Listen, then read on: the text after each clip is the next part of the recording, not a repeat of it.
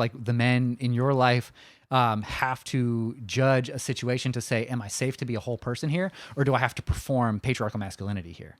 Whether they're conscious of that or not, their brain from a young age as a boy, their brain is able to identify that, okay, I'm with my mom, I'm alone at home, I can cry. Like, oh, I'm with my dad. Maybe it's not safe to cry, even though he's supposed to be a safe adult for me, you know? Yeah.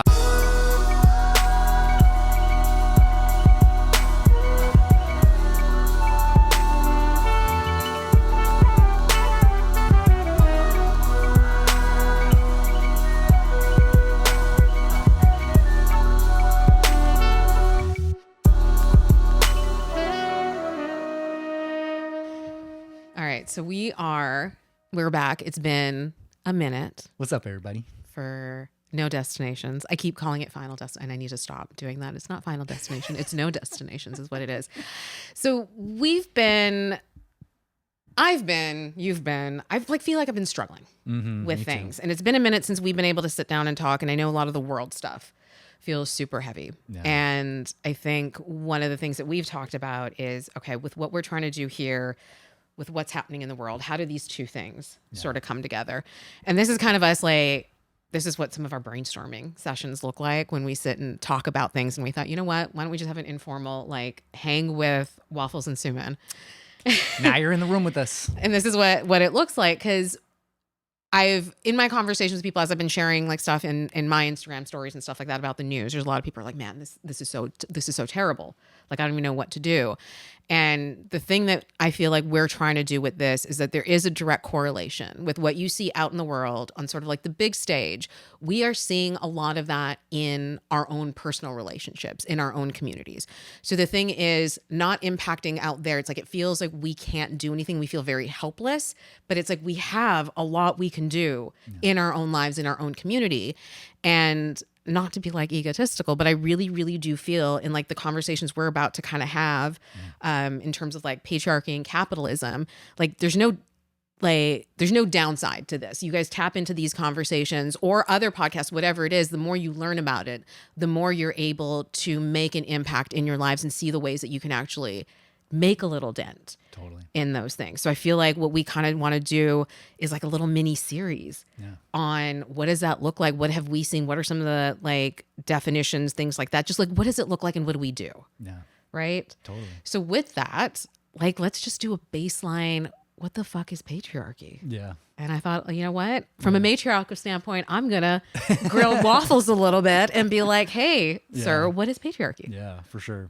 It was fun for me to do a little bit of research on this that I was just refreshing myself on. But Suman and I have talked so much about the intersectionality of capitalism and patriarchy, especially in women's experiences in modern societies. And I didn't even really, it's intuitive to think about, but I didn't even really know until I just done this research that modern patriarchy, as we understand it, in terms of male domination over women, over children, over non-male people, this is not this feature of human nature. It's not biology. It's not, this necessity in the way we think of it as some kind of natural law of physics, and modern patriarchy basically emerged about 10 or 12,000 years ago, literally because of the transition in early human societies from hunter-gatherer nomad lifestyles into settled agricultural societies. So as soon as human societies started settling and cultivating land, problems of land inheritance, private property, all of those things came to the fore.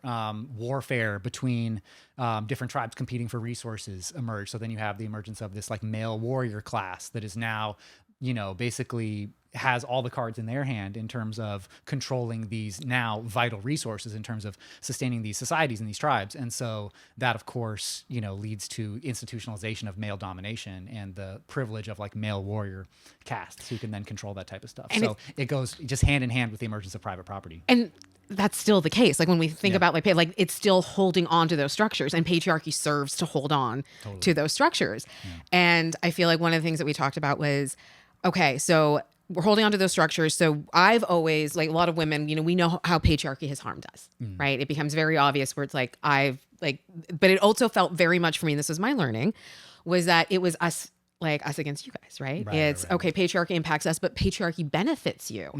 You guys are winning with patriarchy and we're the ones held back. So then we get into an interesting, learning in this, whether it was like bell hooks or whatever, is that, wait, what does patriarchy do to men? Right. Does it benefit men or does it actually harm us?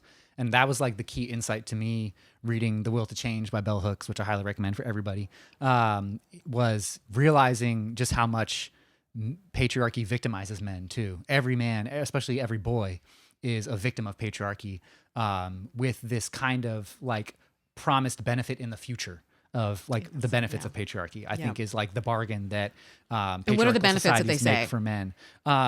Just like it's subtle because it's presented as natural and as like inevitable, but just the way it is, just that you will be, if you think of like the kind of traditional marriage idea of a wife submitting to her husband, the promise is of domination and of submission, like uncontested domination is kind of the promise that you get to be the boss, you know, you get things your way, you are looked to as a leader, you're a pillar, all those types of things. When you think about the definition of patriarch in maybe a less like, you know, pejorative way, if you think about the head of a family, like of a grandfather, you know, this kind of like, and I like elder. So let's do this because I think that we have the extreme version of patriarchy, which is like, oh, like this dominating, and especially what we see in the political landscape, what they're really pushing.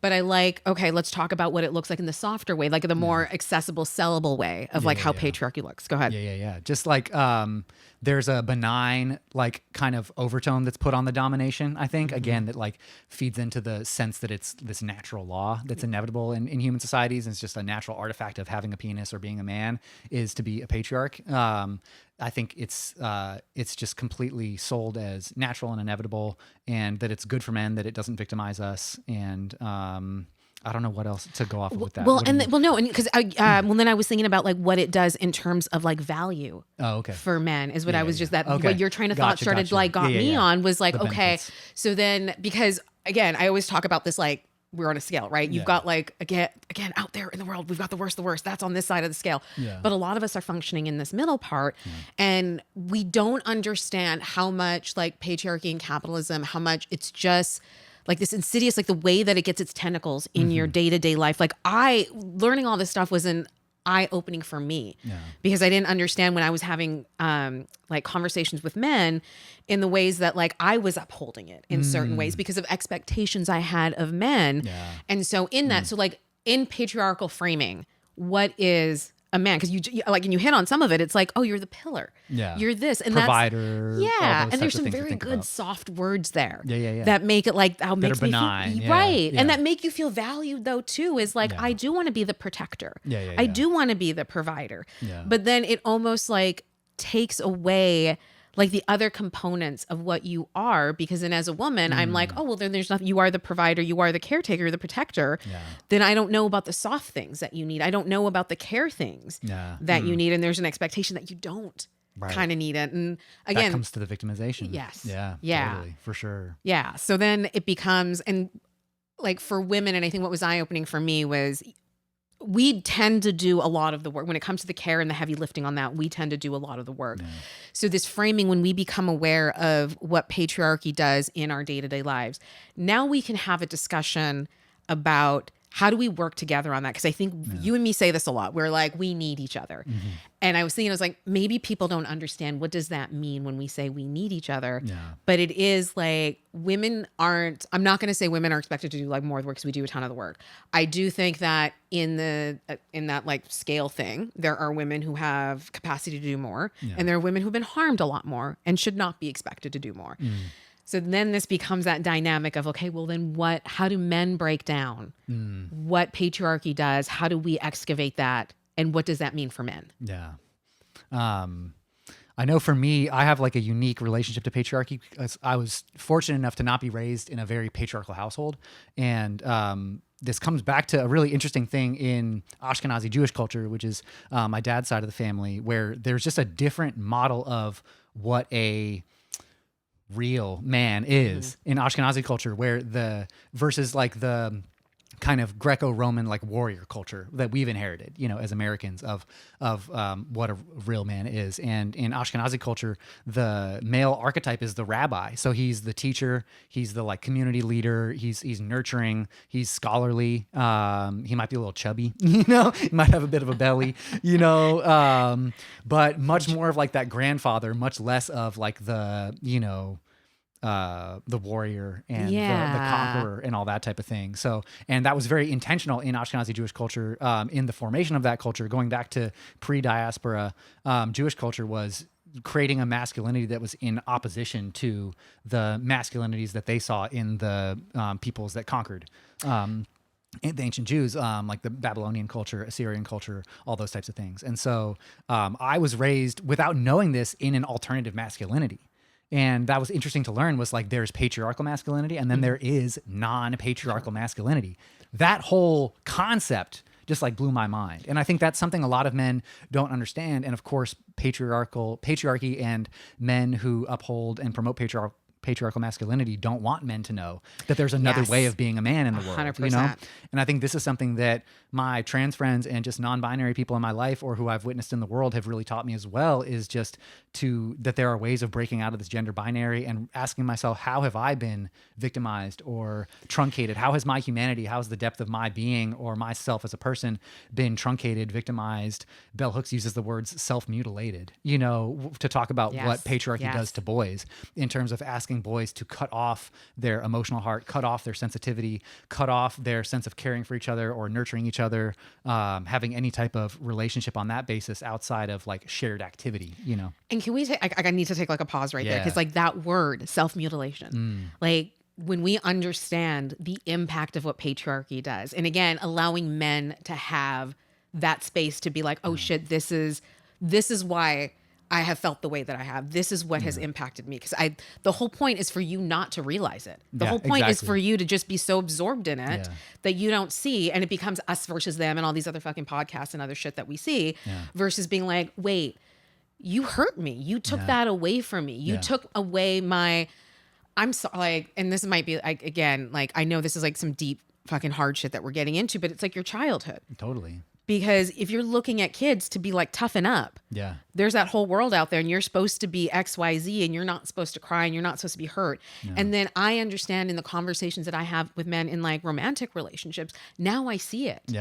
Now I see when I'm talking to them, I'm like, oh, there it is. Yeah. And you don't even know what like that thing that you've cut off, but you're like so shielded from. And then when I give soft space, it is wild. Cause one of the things we were talking about is like, we want this to be an example of like using like the things that we talk about and doing it out in the real world. And so this last year or so has been me being, let me go apply this in my relationship with men. And it has been absolutely mind-boggling to me when I open up those spaces and have honest conversations where I'm like, hey, do you feel like you can be like soft right now? Just creating that space for men, inviting them to occupy that space. I get a different version. I have legit gotten a different version of a person that I know other people have not, because they had to be like so guarded to be like, no, I'm going to get devoured out there. Right. That this is not. And so it's just like, when you see it in that way, I feel like that empathy and compassion gets easier. Again, not on women to fix. I'm not saying that this is us, but then you look at someone, you're like, you need a support system. Totally. Like you need, and well, first you need to be able to identify that the pain, the cause. Totally. Of the broken arm, of the broken this. Wound, Yes. You need to identify the cause. Otherwise it keeps festering. Totally. So self-mutilation. And I guess if you're open to talking about it, or for like people that, what was like to hear that word and to like understand, like as much as you would have grown up, you're still growing up in a patriarchal society. So there still is that. Totally. Yeah. It was crazy reading that phrase in Bell Hooks' Will to Change and reflecting on my own experience and my own relationship to patriarchy and to my identity as a man. And just having some really vivid flashbacks from my childhood, especially that transition from like kind of the innocence of young boyhood to when we really, if we look at it, like the way we gender children and like kind of confine children into compliance with like a rigid binary of gender norms in this kind of like cis heteronormative way under patriarchy that we classify boys and girls and make them do boy things and girl things. I just have very vivid memories of the costs I suffered when I didn't comply with those rules around other boys, or specifically around like like in, you know, my friendships with my fellow dudes in like middle school or high school, once you start getting closer to puberty and post puberty, it just gets very rigid very quickly, and the cost of violating those patriarchal norms get higher and higher. So I was going to middle school in Wyoming, in middle school and high school in a small town in Wyoming, which is brutal. And as much as I love that place, but it was a very homophobic place. And I've always been, I think, having a lot to do with just being raised in an alternative masculinity, just more sensitive, more in touch with my emotions. I've always like prioritized bonding through like emotional intimacy versus like shared activity, or certainly not through like the kind of typical like bonding rituals you see amongst patriarchal men, which is usually causing someone else harm. Is a bonding ritual, you know, like how can we humiliate someone together? It's kind of how patriarchal men bond. And there was that fraternity video that just like came out, which is like apparently when like that story came out, there was like it's humiliation rituals that happen with it. But that was again wild insight for me to be like, oh, that's like normal, that's commonplace in fraternities. You're supposed to go the through military, that. like hazing in the military, there like you go. all those types of things. Even at work, in terms of like boys club type of like professional spaces, I feel like you see those same rituals enacted. And that's something Bell Hooks explicitly talks about in The Will to Change as one of the like functions of how the patriarchal system works is through enforcing that, through humiliation. And that's why, to come back to your examples, like the men in your life have to judge a situation to say, am I safe to be a whole person here? Or do I have to perform patriarchal masculinity here? Whether they're conscious of that or not, their brain from a young age as a boy, their brain is able to identify that, okay, I'm with my mom, I'm alone at home, I can cry. Like, oh, I'm with my dad. Maybe it's not safe to cry, even though he's supposed to be a safe adult for me. You know? Oh, I'm at school. I better not shed a single fucking tear, you know, because these other boys are going to beat the shit out of me, you know, or stomp on me or call me soft or call me gay or whatever the case might be. I know I received that a ton in like middle school and high school. Was just like, and I had a lot of good friends and a good time in school. I wasn't bullied that heavily, more so than anybody is at that age. And still just felt so unsafe to be myself, and just so afraid, especially in that like very homophobic environment in Wyoming. And this is in the mid 2000s for context. But I just felt so terrified of not performing right, doing the wrong thing, and then there were a couple gay kids in my school, and they weren't like beat up or killed, you know, or whatever, but definitely ostracized. Right. You know, I would have suffered pretty immense social costs. And you're as a sensitive person, and I'm a social person. I'm an introvert, but I need a good group of friends. I need to feel supported. And that's so many people. Like being a kid is just like having friends, being plain to be able to like to understand, like taking away a childhood. And then it just becomes so ingrained. Exactly to what you said. You're like, you don't even recognize that your brain is processed. And this is our similarities. Because like women, we're constantly like threat assessment, without even realizing threat assessment, because it's just so ingrained in what we're doing. And this is what we're talking about when we're like, it's that commonality. It's being able to see, oh shit, it harmed you, it harmed me. Why are we upholding this? And how are we? So then that becomes like the teasing out of. And so, you know, we've talked a little bit like community stuff too. Like we know in our spaces, like what does that look like? How does it feel? Because I know you said like with you felt like there was a school part of it, but then you'd go home and you have softer places to land.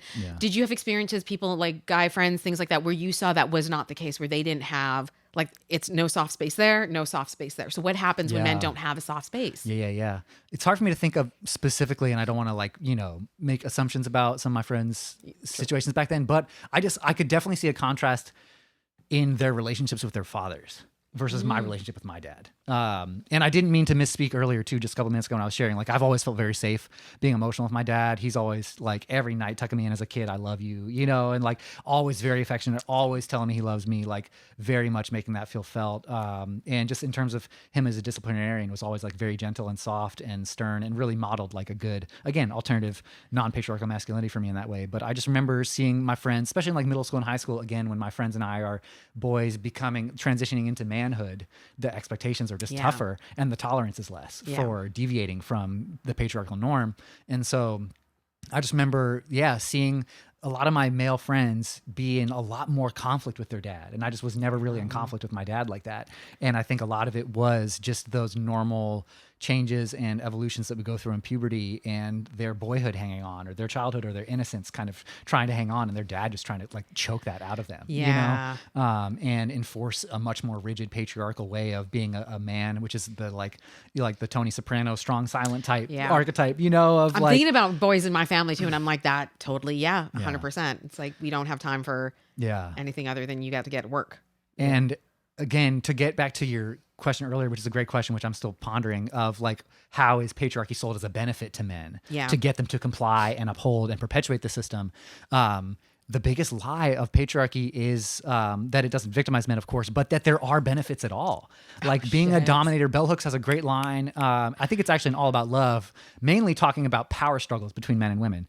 It applies to patriarchy as much as it does to women's experience in patriarchy, but just the thing we see so much in heterosexual and in any relationships, queer relationships too, but just the power struggle as opposed to the kind of like mutual surrender and vulnerability and meeting each other there. It's instead this power struggle there. And Bell Hooks says that in that type of relationship, you can only inherit like a house of the dead. Like there's no love there, you know? Oh, yeah. And that's Yeah, kind yeah. of what I view patriarchy as too, is like, you're just inheriting death and skeletons and like, Benefit. there's no life there. There's no vibrancy there. There's like, in fact, the wound and the like sacrifice that patriarchy requires in order to comply with it is the only benefit that any human being should ever want, which is to be themselves fully and to be able to live authentically as themselves, as an individual, without all these layers of gender, class, race, etc., like put over them. And men like kind of just are seduced into, are forced into, or, you know, suckered into, as Bell Hooks says, mutilating themselves in terms of their capacity to be full human beings. We are emotional beings. Like modern psychology is going to confirm that. You don't need some woo-woo new age person to tell you. Like just look at what modern science says about the male loneliness epidemic, about male suicide rates, about some of the stats we were digging into in research for this episode. Like it's men's bodies on the line. It's literally Yes. like your value is your body. Yep, your productivity. And if we do the mutilate, like if we disconnect you from anything else and all you like drive towards is I'm supposed to function in this, as in I bring money, I do this. And like my stat, the one that you pulled up that like blew my mind was like the injuries and death at work. Yeah, it's like 90-10. Yeah. 90% of like all workplace deaths are men, you know? And if you think of the gendered way in which jobs are male jobs and which jobs are female jobs or feminine or masculine, whatever terms you want to use, it's the dangerous jobs that put your body on the line that are considered masculine. And again, like the military stuff, it's like go put your body on the line for this thing that does not benefit you, but we've sold you on. And Usual Suspects line came into my head where it's like the greatest trick that the devil ever played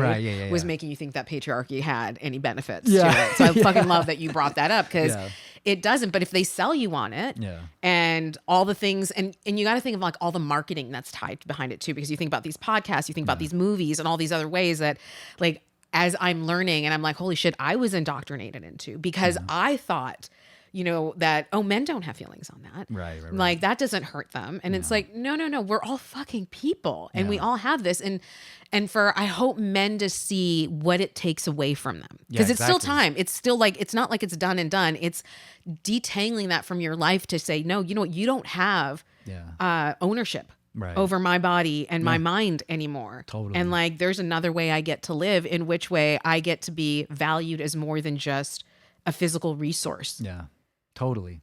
And there's like an inherently positive aspect to masculinity. Like that's, I think, one of the big like culture war like fault lines is the whole concept of toxic masculinity, or the way in which perhaps certain voices in our culture have branded all masculinity as toxic, you know, in this kind of like misandrist way of saying that like any expression of masculinity is inherently toxic, is inherently wrapped up in domination or any of that type of stuff. No, that is all just patriarchy. Yeah, that is all just patriarchal masculinity.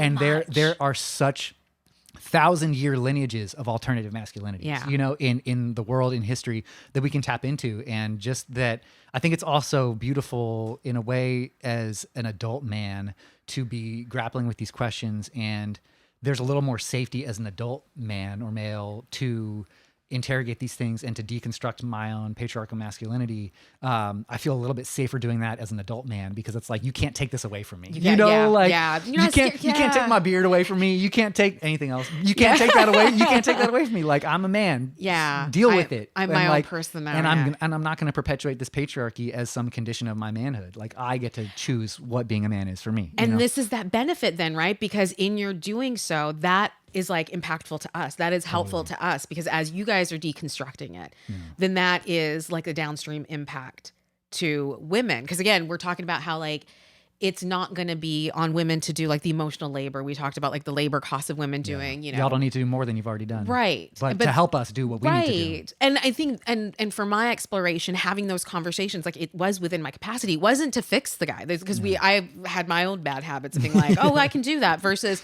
hey, here's the thing, you know that your life doesn't have to be this way. Yeah. Like, go do the work. Yeah. But like, I'm here as a support system. And I think that's that sort of like, we need each other Definitely. thing that's like there.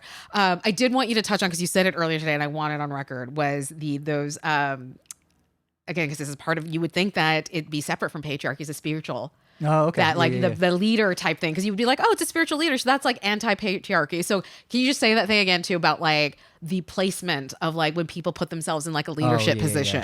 Sure. Yeah. I'm blanking on my exact wording, but just like how we're skeptical of people who like self-appoint themselves as intellectuals. I was having a great conversation with my good friend the other day about that. But yeah, like when people say they're like a sapiosexual, just like the elitism of that, you know, the elitism of I'm a spiritual leader, the arrogance of that. yes. Yeah, like I'm an empath, I'm like a light worker, like I'm a starseed, like whatever, like those self-appointed things, which there are like so many like endearing or positive qualities, and they are aspirational. Those are good things to aspire to. And they exist. It totally does. It's the people that like go take that as like, and especially men who show up in spiritual spaces and they're like, I'm a guru, and I get to use this word, but like of this thing, like I'm the spiritual teacher and I'm this, and they feel very comfortable being in positions of leadership. And you've always seen like, there's these stories of like people in yoga who like use it as another tool to like prey upon, and then the same in the spiritual end. So that's like the thing that we're talking about, where it's like that ties into, you would think it's like not, because it's spiritual, so that's like anti-patriarchy. It's like no, that's another like patriarchy. It's like the Scooby-Doo in a mask, the mask. Yeah, exactly. Yeah. No, that's it. And like, yeah, patriarchy has sadly, I mean, like I said at the beginning of this recording, it's like,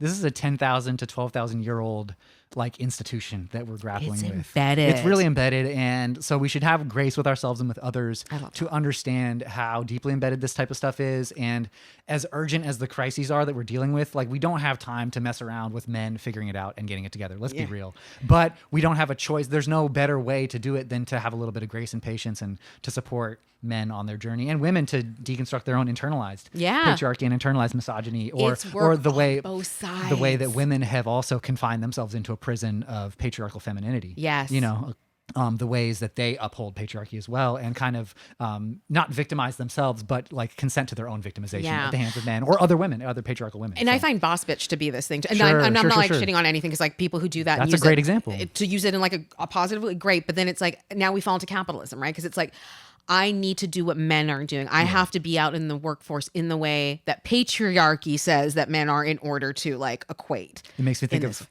something like Hillary Clinton was on some, who gives a fuck about Hillary Clinton, but she was on something the other day, like last week, after, you know, we're in this war with Iran right now. We're filming, who knows when we'll get this episode out soon, but we're filming in early March. What day is it? I think it's mid-March. Are we in mid-March? Mid-March. Thank you. We're there. We're getting there. But Hillary was on something last week and was like saying how much she loves what Trump is doing in his second term, and he's grown so much. And it's like, I feel like Hillary is an archetype of that kind of like the problematic, like patriarchal woman who has like modeled her whole career about looking and acting like a man. Yes. Like not a man, like a patriarchal man. Yes. You know, and clearly that has been what she has had to do to succeed in her career. Yeah. And I think we've seen this in so many other like high profile women, especially in politics or business. And this is why I like the patriarchy and capitalism. This is like fucking hand in hand. Yep. Because it's all destruction. It's all resources and destruction. Exploitation and domination. Yes. Yeah. And the ways that we like, and I think in the ways that we manifest it, or not manifest it, but like the way that it like takes over our life, when we were talking about deconstructing, for me was that, because it was like, I didn't think patriarchy, but I went to capitalism. Yeah. But then that's still like, again, in a mask. What are we like, interchangeable at that point? So it's sitting down with that stuff, it gets so uncomfortable. And I think one of the things that people have to get okay with is it's not looking outside and saying that's fucked up. It's looking inside, and not just like in ourselves, but also in our very, very close relationships to be like, this is how we are upholding it. There's conversations I've had with friends with like, there's some interviews that have happened with like Cam Newton. And I was like, those would spur off conversations where I was like, okay, what does this look like? What are some of the things that are like institutionalized in us? The thing that I brought up today was, and I don't know if it's AI, so if we'll add a little asterisk if it is, but it was Charlemagne the God. There were some old videos of his that came up. And I'm saying this as an example, because even if his is, if that ends up being AI, that example of seeing somebody who said something very, very vile and vulgar, and then is like, oh, I'm not that person anymore. You're not allowed a mic because to me, yes, you can change, but that if you came from that, that has like an impact to the other ways that you think. There's a crumb of what that is attached to everything else that you do. And for you to have a mic and then go amplify your thoughts to millions of people who are still kind of forming their own thinking. And that's how this fucking spreads. It's like, I gave you that. Now this is partially a little bit patriarchy, but I souped it up in something else that doesn't quite look like it. And that's where I'm like, it's so important for us to be able to like look at people and be like, hey, what are you consuming? Who do you listen to? Like, how is that like part of like holding up the systems that are there and still like oppressing yourself in this process? Like we are, it's self-harm at a certain point versus being like, I don't need a celebrity idol to help guide me. I don't need a spiritual leader. I need my friends. I need my fucking community. We can do this without it being like somebody in a spotlight that tells us how to do it. Yeah, totally. And that's like something we were talking about just before recording is kind of the like real lack of and drought of like non-patriarchal male voices who are like, you know, championing themselves as thought leaders or being championed and like supported as thought leaders or like cultural voices and influencers to model alternative masculinities and different ways that are non-patriarchal of being a man. All too often, as we see with the whole manosphere and the cancer that has become in our society, and how many young boys are being led into like the darkest realms of patriarchal toxic masculinity right now because that's who's there to listen to, and there just aren't other alternatives in terms of male and they role need more models foot soldiers, and it's such indoctrination and propaganda. Like once you see it for what that is, it's like, here's our little foot soldiers. If you guys saw the latest like the Doge depositions, watching that was wild. Sleep on all that. What happened? Okay, so there's these they're young, they're like, I don't know, 20 something. The people who were doing they the were shit. doing and Elon's so little Twitter guys. So if you watch their deposition, when they start asking them questions about like, why did you do this? What was that? And there's this cockiness to them, like, you're asking me that? Yeah, because it's at LGBTQ. That's why we took it down. Like they're like, do you know what this did? Do you know what the benefit was? No, we don't need to do like, and they're laughing through these interviews. And I'm like, it was such a perfect embodiment of what they need because they were put in a position of power to feel like, oh, I work with Elon, I'm doing this. And but like it perpetuates it. They felt valued in a way. And we go back to exactly what that is. Patriarchy says, hey, here's the benefits. This is what you're going to be. You're going to be the big guy. You're going to be this. And it's like, no, it's going to chew you up and spit you out. Once it's done using you for whatever it needs to use you for. For sure. And that's something to get to the capitalism connection and just the class component as well. Like it's interesting. And this is something Bell Hooks talks about in The Will to Change as well, is just how much like working class men are deluded by the kind of opium of patriarchy in order to sacrifice themselves for the capitalist machine, like willingly, and to say, yeah, I'll take that manly man job and sacrifice my body for minimum wage or for, like, 1/1000th of what the boss is making, or these patriarchal thought leaders or the powers that be. I feel like so many of the men who are the loudest proponents of traditional patriarchal, like toxic masculinity, don't even practice it themselves in terms of like upholding its own principles. They just do that as propaganda to seduce working class men into doing all that shit 100%. For them, and then they eat off of the sacrifice of working class men who have bought into patriarchy. That's a perfect example of what's themselves. Happening right now. They're not upholding. They're like, they don't do the things that you're doing. It's not their body, and then they're not sending their kids to the military. Yeah, they don't know a hard day's work. No, it's you sacrifice for it, but we'll give you a medal for the thing that you did, and that's about it. And then at the end, when you have health, issues or whatever, mental health issues, nobody's there to like support what it is, because we're on to the next. Yeah, totally. But with that, I was like, I feel like this is sort of there's so much more we can dive into. Like this is just one component, and this is why I think we want to do like a series on this. And actually would love your guys' feedback too, in the ways that when you question what it is in your life or how it shows up, like let us know, because we can continue the conversation with those little tidbits in there too. But and challenge us, question us, you Yeah. know, what didn't sound right, what didn't make sense. Please, we want to know, and just make this conversation as productive as possible for everybody. And it's a process for each individual to like navigate in themselves, in their spirits and bodies and minds, how this is affecting you, and how we can all become whole individuals and just live our authentic lives and love each other and help each other. Yeah. And I know it's a tough world, but like, I honestly believe that this is the key. The more understanding and compassion and empathy we have for each other, the less that they're able to impact us. Like we don't change it on that global scale. We change it in our community. And then our little community is like that little protection of like, no, you know what? We don't fuck with those rules. We don't fuck with whatever made up shit that you said was going to work. We take care of each other. Totally. And just as a last note on what you just said, like that is the promise of non-patriarchal alternative masculinities for men. And the reward of it is to reintegrate ourselves with like our capacity as men to exist in intimate relationships with people.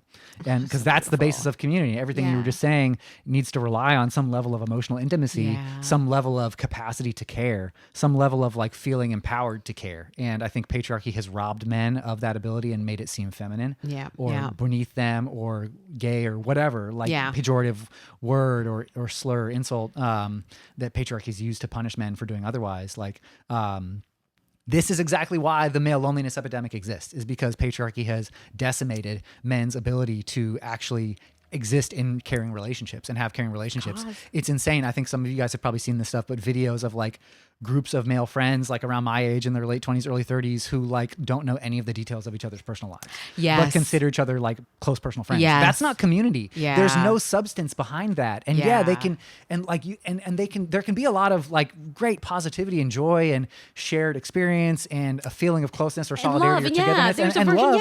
And it doesn't mean that none of that is genuine. It just means that it's built on sand and there's no real foundation for when shit hits the fan. Like in one of these episodes I saw, it's like this group of 6 dudes, and one of them had just gone through, is the one who was like recording the video to kind of see the reaction, see what would happen.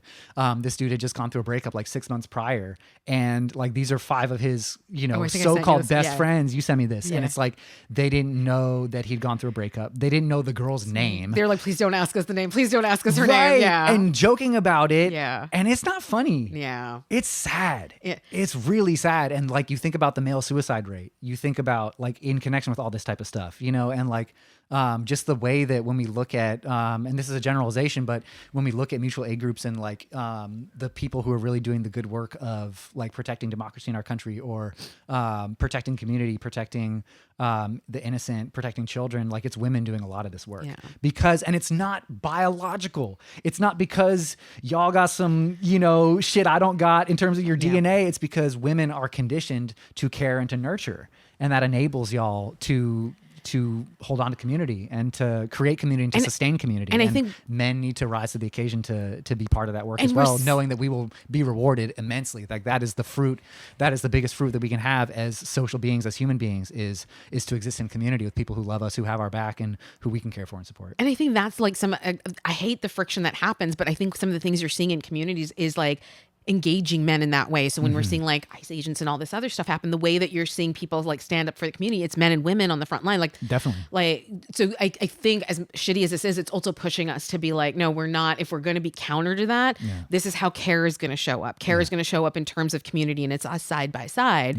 And the other thing you reminded me too when you were saying that is like, and I agree with you, like that was such a good example of like the not remembering the names of like a day-to-day thing. Yeah, totally. Of just in our daily interactions. And I have talked to so many men where I'm like, hey, who have you talked to about that? And it's like, oh, nobody. And it's like, well, yes, if that doesn't go anywhere, you either have somebody who's like super repressed, who you can't then later ask to be like, how are we going to be in relation with each other when you don't know how to do that? Yeah. And then that's that friction. Or then to your point, like they feel so lost and alone. There's an extreme way that will show up. Totally. You know? Yeah. And so it seems small and it seems funny, but then it's like, it's absolutely not, because men, we're all the same. Like we want care. We want to be a place to be like, shit, I had such a hard day, or this heartbreak. We talked about that in the last episode too, where it was like heartbreak, where men are like, oh, don't need to go talk to them about that. Go drink yourself away. Where women, we can go like sit and talk about emotions. Yeah. That shouldn't exist. And the final thing that I want to say on that you just said too was, it's not gone. Yeah. So when we talk about like, I know mutilation, I was thinking about it, but as you were talking about it, it's like, it's almost like it's turned off, where it's like, Yeah. we can bring it back. Totally. We can resuscitate it. It's Totally. just, again, identifying it and the intention behind it. And then the work for women, where it's like, do we give space for that? Do we Yeah. give like empathy and care to be like, okay. Yeah. And again, spectrum, right? Yeah. Worse, And worse, I don't boundaries, care. you Yes, know, yeah. exactly. Within boundaries. Know what you can do. But then Yeah. there are places where it's like, hey, I get that. You know what? Do you have friends you can tap in with? Or like, what does that look like? And then for men, I think it's the uncomfortable thing is building those networks and what Totally. that, because I know being an adult and trying to make friends and Yeah, that is it's very, tough. very hard. It's harder than ever now, just given the like economic constraints that people are under. We're just Yeah. like squeezed so much. It's why like for so many people, their friend group is their coworkers, because we Yeah. just don't have time for a social life outside of work and sleep. You're a and default friend because I see you all the fucking time because Yeah. I work with you versus like this Yeah. is somebody that I consciously chose. And, Yeah. all right. One last thing off of what you said. This is how it's going to go. this is why we had to When record we're it, because this is just our like this is how we hang. But I just want to say, as a man, and to my fellow men and to women too, like it is so encouraging. I think one of the best things women can do to help men like detach from patriarchy and construct and embody alternative masculinities is to make to demonstrate that women are attracted to non-patriarchal men. Yeah. You know, and I think that's one of the big lies that patriarchy tells men, is that you're only going to get a woman in life if you are a patriarchal man, you know? yeah. And that's definitely not been my experience in relationships. But so Well, and that's funny because again, the male loneliness epidemic, it's like they sold you on something. Right. And in the meantime, the men who aren't, and I see a lot of this, especially when it comes to like leftist type stuff. Yeah. Where there's so many women who are like super attracted to Right. the ones who are the ones that are out there that are like doing stuff like that. Yeah. Yeah, for sure. So I think like it'll help, you know, prevent men from being sucked into it in the first Yeah. place, to see more women demonstrate that. And I think also this is something Bell Hooks talks about as well in The Will to Change, is just also turning the mirror inward, as you said, and as a woman, interrogating the ways that you've internalized patriarchy. Yeah. Like Bell Hooks has an anecdote about being in a relationship with a man who was younger than her, and it was really good. He was a little more down with feminism and a little more woke on some aspects, Yeah. and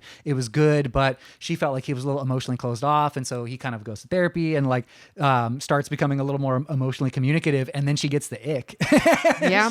she gets turned off, and she's like, oh shit, like, I'm not as attracted to you now that you're Yeah, sensitive. yeah. And it was a wake up call for her. This is the crucial part, is that it was a wake up call for Belle to say, oh, there I go, perpetuating Yeah. patriarchy, by not even realizing that I had internalized like this kind of archetype of the man I'm attracted to, which is a patriarchal man. I didn't think I was attracted Yeah. to that, but I am. And is that really what I want? Where's that going to lead me? That's not what I really want.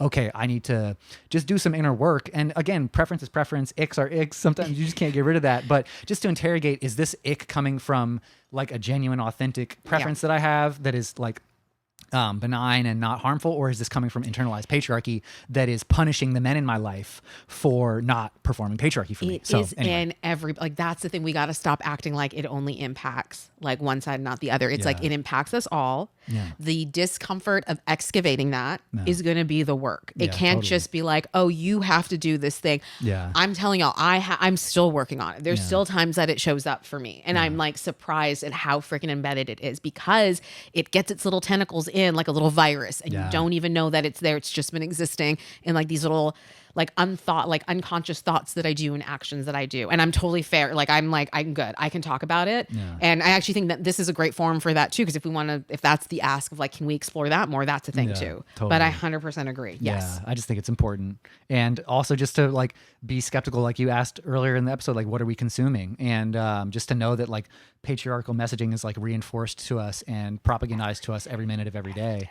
You know, benefits them. It's- Even yeah. even some of the stuff that is explicitly marketing itself as anti-patriarchal has kind of seeds of the internalized Yes, patriarchy in there yes, too. yes. And so yeah, and again, this is like I think where like our trans and non-binary peers and beloveds can like really teach us so much about existing beyond Mm-hmm. a binary, and just interrogating our own binary way of thinking about the masculine and feminine. And again, we don't have to throw that out. And there's inherently positive masculinities and femininities Yes. throughout history and in us that we can channel and But it's embody and not act through. framed through patriarchy is the point. Yes. Exactly. Yes. And it's not framed through domination. That's another thing Bell Hooks says so beautifully in The Will to Change, is just that like dominating other people also hurts the dominator too, you know, in Yeah. terms of like the just the moral wound of committing evil, you know, Yeah. of doing something harmful and harming another person, like harms the empathic part of our spirit that just wants to love and help people and care for people and nurture as people. much as you want to shove that down, it's that's still there, human yes. nature, really. We can talk about the war and the evil and the violence and the domination, but the whole history of our species and the whole history of us existing on this couch together is a history of nurturing and loving and caring and providing in community and being in community. Yeah. And that's what our parents did for us. That's what our grandparents did for our parents, flawed as it probably was. But throughout all these centuries and millennia of patriarchy, it's been people defying that norm and that modality and showing up for each other in community. And this is what we do for future generations. This work that we do is a seed for future generations. Totally. Like, it might be tough for us. We might not see all the fruits of that, but like this is the work that we need to do. Totally. And it'll feel good while we're doing it, even when it's uncomfortable. There's a part of us that will know, like, and to have some faith in that this is important work that needs to be done, and that the positive consequences and downstream ripple effects of our own work in this area will benefit our children, our children's children, young people we come in contact There's with. no everybody we downside. come This is into why I keep contact saying, I was with. like, there's no way you don't listen to this, and there's no downside. There's no negative. Your relationships get better. Your own relationship with self gets better. Like, there's just only improvement. Totally. So my last point will be to quote Karl Marx, who I think died. This is the anniversary of his death, R.I.P. Karl Marx. But this is in the context of capitalism and workers, but I'll use it for men and women suffering under patriarchy. The only thing we have to lose is our chains. So I love it. Yep. And on that note, thank you. All right. This is great. Has been No Destinations. Thanks for tuning in, and Be back. stay tuned. We'll be more. Right. Peace.